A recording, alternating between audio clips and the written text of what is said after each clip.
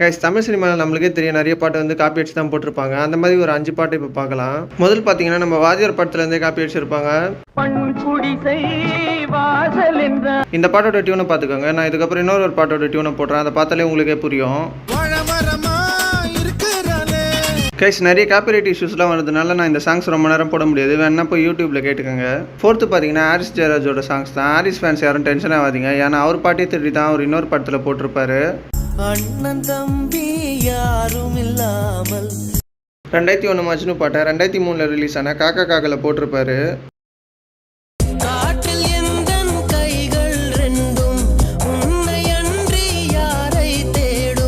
மூணாவது பார்த்தீங்கன்னா ஜிவி ஒரு ஃபேமஸான பாட்டிலேருந்து எடுத்திருப்பாரு. இந்த ஃபேமஸான பாட்டிலேருந்து எடுக்கப்பட்டது தான் இந்த பாட்டு.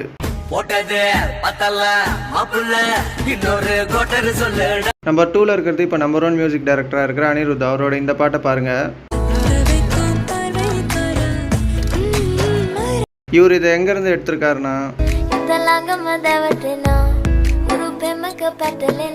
நம்பர் 1ல இருக்கிற ஒரு பார்த்தீங்கன்னா சர்க்கார்ன்ற படத்துக்கு பாட்டு எதுவுமே ஒழுங்காக போடல. அப்போ எல்லாருமே கேட்டதுக்கு என்ன சொன்னார்னா, அந்த படத்துக்கு எனக்கு வெறும் 4 மாதம் தான் டைம் இருந்ததுன்னு சொன்னார். ஒருவேளை 40 மாதம் டைம் இருந்தால் ஒழுங்காக போட்டிருப்பாரோ என்னமோ. ஆனால் இப்போ பார்த்தீங்கன்னா ஒரு காப்பி அடிச்சு போட்ட சாங்கை நம்ம ப்ளே பண்ணுவோம். இந்த பாட்டை பார்த்தீங்கன்னா இவர் 1992 ரிலீஸ் ஆன ரோஜா படத்தில் போட்டிருப்பாரு. இந்த பாட்டை பார்த்தீங்கன்னா 1989 யானின்னு ஒரு மியூசிஷியன் போட்ட ஆல்பம் சாங்லேருந்து இவர் சுட்டுது.